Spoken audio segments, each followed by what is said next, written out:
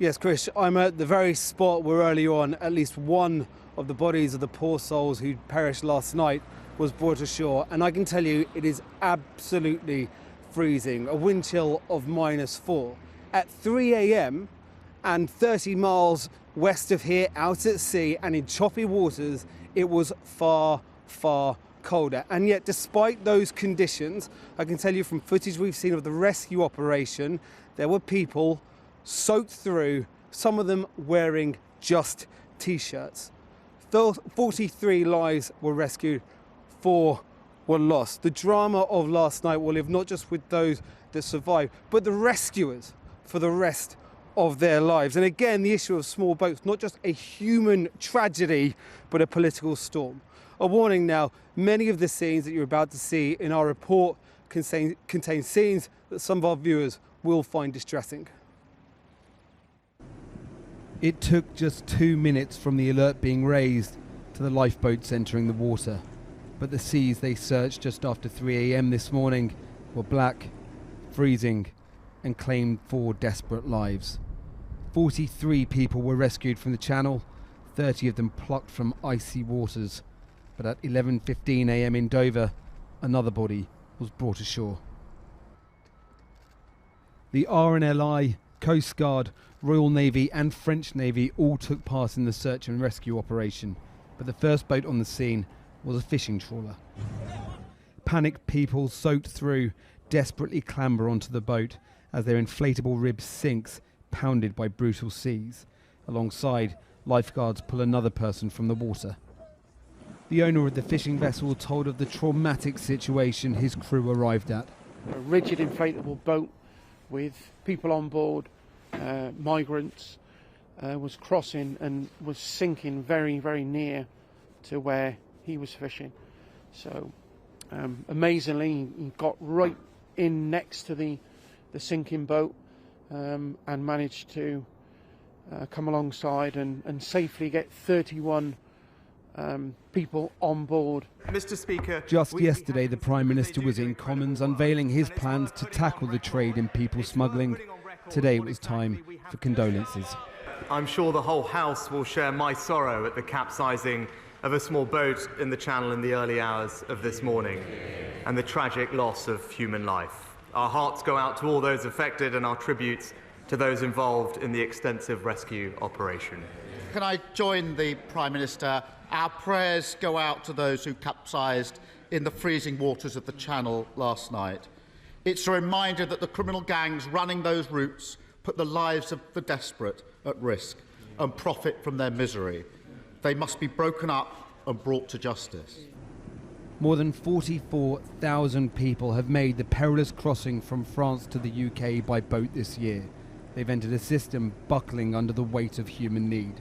The Home Secretary said today was a tragedy, but recommitted to a plan which she says will make this journey unworthy of the risk. It is not cruel or unkind to want to break the stranglehold of the criminal gangs who trade in human misery. We will introduce new legislation to make it unambiguously clear that if someone comes to the UK illegally, they should not be able to remain here. For aid workers on the ground, this morning's tragedy was the news they wake up in fear of. Historically, we've seen crossings sort of die down around this time of year when it gets really cold. But last year and now this year as well, there's just no let up. So the desperation is real. We've had several very similar things, boats going down. Thankfully, most people have been rescued, but this is an ongoing problem. These aren't standalone incidences. And it will keep happening and it will get worse. British shores stood today a coastal crime scene. A coastline which, no matter the season or brutal seas, people will still risk their very lives to reach. Paul McNamara. Well, over now to our Foreign Affairs correspondent, Paul OBrien, who is in Dunkirk. Krish, we're at a place called Loon Plage, a beach near Dunkirk, and the reason we're here is because we're confident that some of the people on that boat were camped close by. The reason we think that is because a charity called Utopia 56, a local French charity, gave out a specific number to people that were camped close by here. And it was on that number that a WhatsApp audio distress call was sent from a boat last night. It was sent at around the same time, around 3 a.m. It was sent from a location within the search and rescue zone. We can't be 100% sure that this audio message came from the boat itself, but there are indications that it was. It is a distressing message, I should warn you. There are children crying in the background. You can hear people praying. We've disguised the voice of the person sending the message because we cannot be sure whether that person was rescued or not, and either, of course, can his family, but this is that distressing message. Hello, brother. We are in a boat and we have a problem. Please help. We have a children and family in a boat, and a boat water come in a boat, and we don't have anything for this for feeling safety. Please help me, bro. Please, please, please. We are in the water. We have a family. A really distressing listen, that. One of the big questions, of course, is why this large spike, nearly 45,000 people trying to cross on small boats in this way. The answer is complicated. One of the reasons is, once upon a time, the preferred method of crossing was on lorries, but the ports here in Dunkirk and Calais have been secured. But another reason is the change in the type of boats used. All along the beach here, you can see deflated boats like this one. These are the super dinghies. They're 7 meters long. They have a capacity of about 50 people, manufactured in places like China and Turkey, then sent to countries like Germany and the Netherlands. The smugglers have operations in Belgium. They collect those dinghies and bring them via Belgium to the French coast. They bring them individually to order, and they arrive sometimes up to 30 minutes before a launch. And that is part of the challenge for the authorities, the cross-jurisdictional nature of this, the fact that there is so much demand, and the fact that the people smugglers are so fleet of foot. Porrick O'Brien, Dunkirk. Well, I've been speaking to the Conservative MP for Dover, Natalie Elphick, and I began by asking her why she thinks the government has failed to stop the small boats. Well, first let me say how very sorry I was to hear about this when I was woken up with the news in the early hours of this morning, and my thoughts and prayers to all those affected. It is extremely concerning to have the situation and fatalities once again. Yeah, why do you think they failed to do anything about it? Well, last year when the tragedy occurred in November, where 27 lives were lost in a single day, the Prime Minister Boris Johnson offered to President Macron to work with him to put additional people on the ground, officers on the ground in France, to stop the boats getting in the water. And what we have seen is a number of measures that the government has brought forward have been stalled in the courts. And what we need to do is get back to the real heart of the issue, which is the boats are leaving from France. But what if and France says no? Well, I think, again, today's tragedy is another reminder of why urgent action is needed. And I think we have seen from President Macron that he does want to be a global ambassador, and he does want to be seen as someone who is making a difference within the global community. I think this is his opportunity to really show that compassion and commitment and that determination to tackle those criminal gangs that are openly operating brazenly in France. The Prime Minister and the Home Secretary today have admitted we need more safe and legal routes for people to come and claim asylum, but the Home Secretary says they will only come after the criminal gangs are stopped. Isn't that the wrong way round? Well, the reason people are making these small boats crossings is because they can. But in relation to safe and legal routes, there are safe and legal routes to come into the UK. Only for a very limited number of people. Well, 450,000 humanitarian visas were issued last year. How many of those were Ukrainians and Hong Kongers? Well, there's a range of nationalities who have benefited from humanitarian visas. It's a very misleading number, that. The point is that for the majority of asylum seekers from the majority of countries, there aren't safe and legal routes, which is why the Prime Minister and the Home Secretary admit that there need to be new ones opened up. If you create safe and legal routes, people won't risk their lives in December on the Channel. Well, there are safe and legal routes to come to the UK, and there are safe and legal routes for people to claim asylum in France, where they are already safe. Well, the reason that these small boats crossings are happening is because of organised criminality, and we've seen the change in that over the last few months with the rise in Albanian crossings. And Albania is unquestionably a safe country, a NATO country, a country applying to join the EU. Can you answer the question that the Home Secretary couldn't, that was posed by your Conservative colleague, Tim Lawton? A 16-year-old who fears persecution from an East African country wants to come to Britain to claim asylum. What is the safe and legal route for him? The answer is that there are a range of different asylum and support systems all over the world. There are 100 million people. Way that that person could claim asylum in a safe and legal way? I don't know the individual or their circumstances. So what I will say is you don't have an answer either. That's no, the truth, I'm giving you an answer, and I think you should let me answer the question. Well, how do they get here, then? Each individual in each country and each nationality has to be considered, and I do not have that information. But what I think, but what I think is really important, there needs to be no confusion that there are a large number of countries globally who, like Britain, play a full role in supporting people in need of asylum and support throughout the world. What we are dealing with on the Channel is organised crime. Natalie Elphick, thank you very much. Well, Hassan Akkad left Syria to seek asylum in the UK, travelling by small boat and truck. He filmed his story and turned it into a BAFTA-winning film. He is now a British citizen and is with me in the studio. The Home Secretary said people are being sold a lie by people smugglers, that you can pay some money, have a new life in Britain. Is that why they're coming? Not only she said that, but also Priti Patel before her said that people are coming here for a nice stay in a hotel. It seems like the whole government doesn't understand why people leave their countries in the first place. It's very simple. If your country is having a crisis, whether it's a conflict or flooding or a famine, you leave. You cross borders, which is perfectly legal according to human rights, according to international law, and you claim asylum. And this is why people are coming. People are fleeing from countries like Syria, from Afghanistan, from Iran. But also from Albania. So are those 11,000 Albanian young men, who are estimated to have crossed this year, actually putting the futures of genuine asylum seekers at risk? I think it's not up to me, or it's not up to you, or it's not up to anybody to decide who meets the threshold of humanitarian protection or not. I think it's because we are one of the founding signatories of the Geneva Convention. Anyone has the right to cross a border and claim asylum. Now, when people come here, is everyone who's coming here is a genuine asylum seeker? No.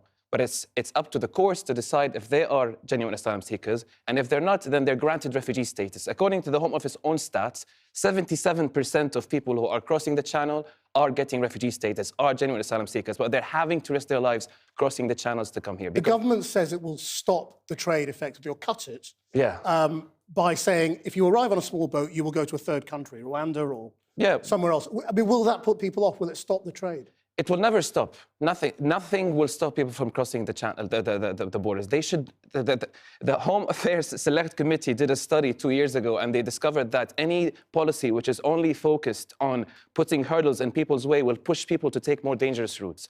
Offshoring our moral responsibility to countries like Rwanda is not going to cut it. So what is the answer when illegal immigration numbers seem to be so high, in the view of the majority of public opinion? Currently, there are over 100 million displaced people around the world. Britain is home to less than 1% of them. The answer is that we take our fair share of people who are fleeing their homes. Do we have any regular and safe routes for those people to come? No. What we have is a broken asylum system. A system that we are the only country where our immigration centers are not fit for human habitation. We are the only country in Europe where we are detaining migrants in detention centers without a cap on how long we can detain them.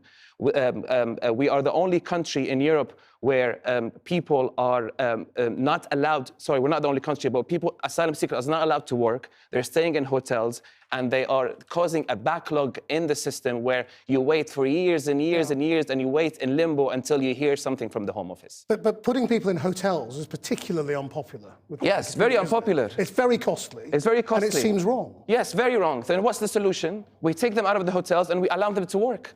Our economy needs people. We are looking for every industry is looking for workers. So why not allow asylum seekers to get a job? Because the argument goes because then millions would come. Well, exactly, because everything is designed to deter people from coming here. An asylum system should be designed to protect people and give them safety and protection. Our asylum system is vilifying people and putting hurdles and actually causing deaths in the channel.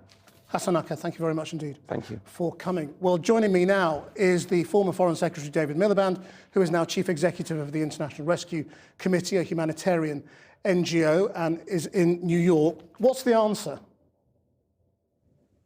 Well, I think that Hassan, who's just spoken, has given you a lot of the answers. There are national responsibilities and international responsibilities.